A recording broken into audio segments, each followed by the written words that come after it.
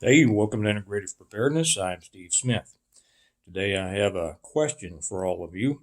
I've had people since all this stuff started with the coronavirus and all asking me why I thought it happened. um, I'll follow up on that in a minute on what my answer to that was. But the big question is whether this is really as big a problem as the government and the healthcare delivery system makes it seem, or whether it is simply a catalyst for or a camouflage of an engineered economic collapse. I think that's a fascinating question. Now, to give you my personal perspective, first off, I will always maintain that there's no way to know. And that's usually my answer to the people who ask. I don't know. I have my opinions, but I don't know. I also know that there is no way to know, and and that really, well, I'll save that for the end, for the last part. From my own experience, and from the information given me by people that I trust them as people and trust their opinions because they're in situations to be able to know what they're talking about. I believe that this COVID-19 is serious, very serious. In some cases, more serious than people have understood. But I leave it open. There are people who feel differently, and I'm not going to say that they're wrong. We will see, and it looks like we're going to see here in a few weeks. Um, but just in the last couple of days, I've had people that I trust and who are extremely intelligent people, and also are involved in the healthcare industry, start to question and tell me that they have questions about whether this is that serious. And like I said, being used either as a catalyst or a cover for a planned and orchestrated and controlled economic collapse. And some of the things that they're saying is, a friend that I talked to last night, he observed that in his hospital, there were a lot of empty rooms. And I've heard that from other people, that a lot of these hospitals are empty. He said he talked to a friend of his out in San Diego who also worked at a hospital, and the friend said the same thing out there. Now, what could be the reason for this? I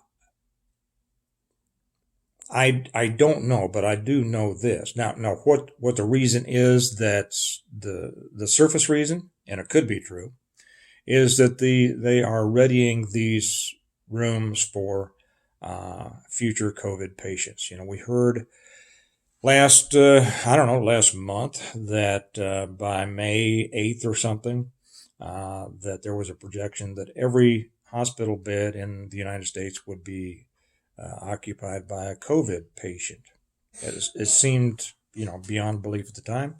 It still does, but we will see. Unbelievable things have happened in the past. What the other reasons might be, I'm not sure. I have had some people share some ideas with me. To be honest, they're fairly outlandish, and so I'm not going to talk about them here. But if any of you all would like to, I would love to hear the comments. And that's really what this one's going to all be about. I would like to hear everything that everybody has to say or what they think in the comments below. And I know that everybody here is very thoughtful, very respectful. There was one person a couple of videos ago that said he discovered that I was, or he had decided that I was just a shill and all that. And I said in my response to him, I welcome opinions, even if you agree with me, but name calling and attacks aren't going to go here. But I know that hospitals are hemorrhaging money. Okay, an empty hospital room makes zero money for a hospital. They like people in those rooms. Okay, they like those in those rooms because insurance companies pay out the yin yang to have a person in there, and that's how hospitals stay open. So, it would seem feasible that they're only allowing these rooms to remain open in order to have them available for an expansion of COVID care. We'll see what that's about.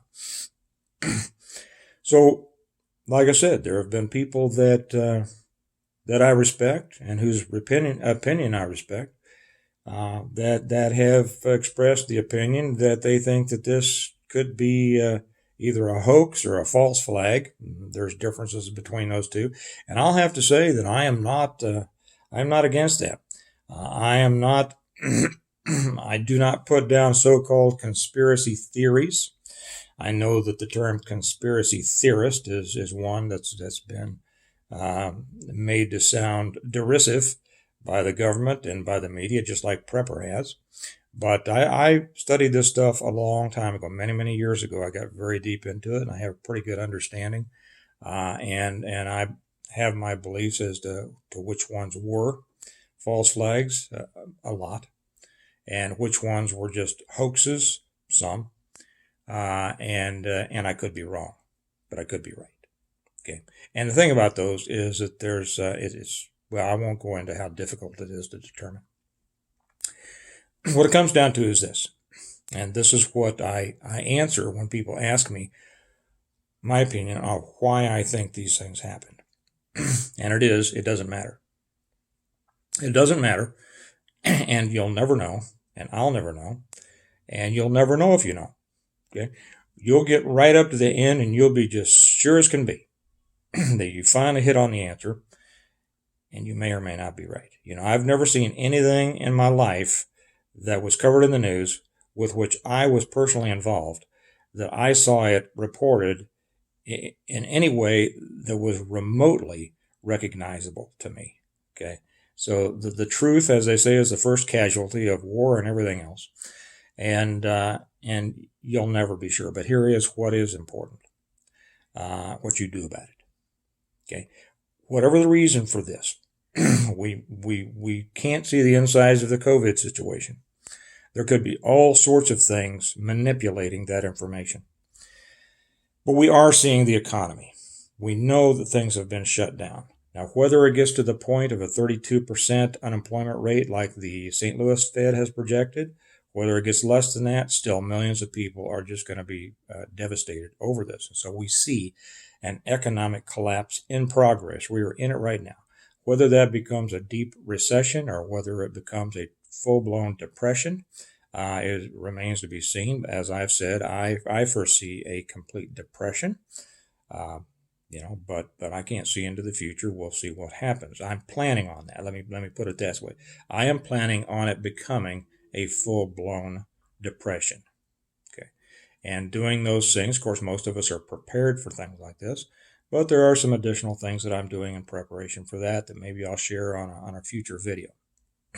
There is a lesson in here that I'm going to give. And I'm not sure if I'm going to discuss it here or whether it's just going to be on Patreon, and that's because of the nature of the video. I'm going to be talking about the lessons that you can learn from the Mafia. Now, when I say Mafia, that brings up all sorts of ideas on the parts of people who may think that they know about this, who may have seen Goodfellas and Casino and what are some others. And I'll tell you right now, those movies stunk. They were not real. Just because De Niro's in it doesn't make it a good mob movie. He and Pesci. Yeah, it's. I guess if they weren't trying to portray something as real, maybe they'd be entertaining movies, but it wasn't like it. And there were some scenes in it that were good, and maybe I'll talk about those at a later date. But I am going to talk about lessons that everybody should learn from the Mafia. When I talk about that again, it's not the more modern rendition that you might think of, like from those movies. It's from the old traditions. And I know people are fascinated with that. I might get into it a little bit. Depending on how far I get into it, I'll either put it here on YouTube or I might save it over for um, Patreon.